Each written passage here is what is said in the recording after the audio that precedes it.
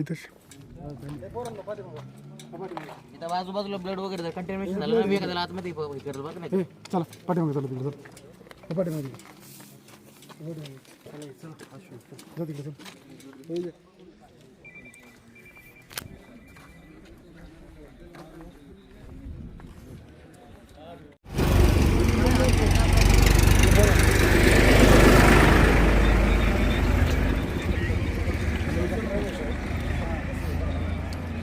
काय झाली तर तुम्ही पोहोचलो ते मग अशी?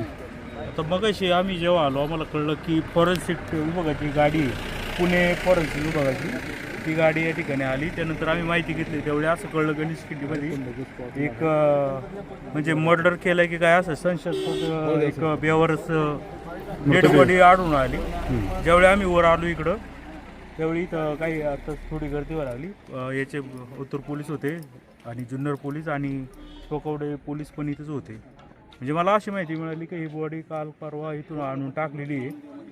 हा म्हणजे अशी म्हणजे प्राथमिक माहिती अशी हा ड्रायव्हर आहे आणि खाली याला मुंबई नवी मुंबई परिसरामध्ये गाडी चालवतो. टॅक्सी ड्रायव्हर, टॅक्सी नाही आपली ही टुरिस्ट गाडी, त्याची गाडी बहुतेक ही आहे काय त्या गाडीचं नाव काय गाडीचं इर्टिगा. हा इर्टिगा गाडी चालवतो.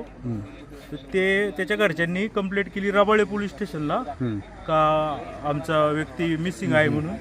रबाळे पोलिसांनी ज्यावेळी गाडीचं, कारण की ह्या टुरिस्टच्या गाड्या आहेत त्याच्यामध्ये मॅप असतं, ते मॅप चेक केलं किंवा त्या गाडीचं लोकेशन GPS पाहिलं तर ती गाडी खाली त्याच परिसरामध्ये एका आढळून आली. पण ती गाडीच्या जे हँडल आहे ना त्या हँडलला रक्त सांडलेलं होतं आणि ते रक्त बघितल्याच्या नंतर पोलिसांना म्हणजे एकदम म्हणजे काहीतरी घातपात झालं ते म्हणजे कळलं. मग त्या पोलिसांनी त्या दृष्टीने तपास केला असता तर ती गाडी इकडं आली असं त्या मॅपवरून आढळून आलं. तर मग कालपासून हे सगळं पोलीस इकडं तपासणी करत होते. आता त्या बॉडीचा वास येतोय थोडा. काय होतं इकडं सगळं कोंबड्या वगैरे टाकतात त्यामुळे पोलिसांना म्हणजे लवकर नाही आलं. तरी काल पण पोलिसांनी फॉरेस्ट विभागाचे किंवा खाली स्थानिक लोकांची माहिती घेऊन चेक केलं पण ते काल काही सापडलं नाही. मग आज परत पोलीस आले टोकावडा किंवा ठाण्यावरून आणि त्यांनी ज्यावेळी सापडलं त्यावेळी ती बॉडी आहे ती खाली अशी ती जी मोरी आहे ना त्या मोरीच्या खाली अशी टाकलेली आहे. टी शर्ट घातलेलं आहे आणि तिचा वास वगैरे सुटलाय. आता ती फॉरेन्सिक खाली चालली गेली. आता ते काय बॉडीची काय अवस्था आहे, कुठं तिला मारण झाली का काय झालं, नाव वगैरे पुढे आले का त्या नाव बहुतेक मला तर म्हणजे प्राथमिक माहिती नाही पण ते मॉमेडियन व्यक्ती आहे आणि ते युपीची आहे, परप्रांतीय अशी माहिती म्हणजे सूत्रांकडून कळलेली.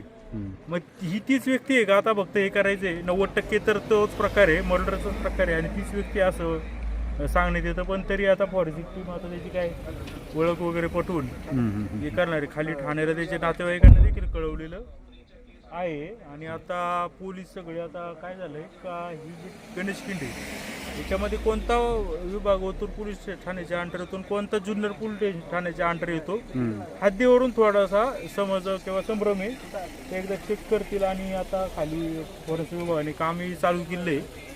थोड्याच वेळामध्ये आपल्याला कळलं की काय झालंय आणि खरं तर म्हणजे बरंच ते दिसतंय व्हिडिओ उत्तर आणि जुन्नर दोन्ही पोलीस ठाण्याचे अधिकारी या ठिकाणी तिन्ही टोकावड्याचे बी पोलीस आले.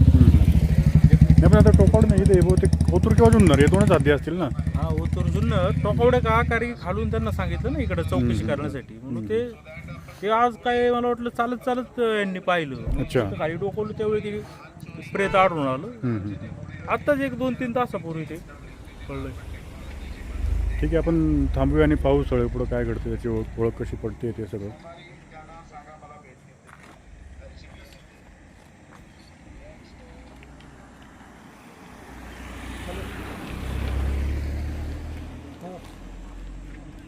या ना पुढे या ना म्हणजे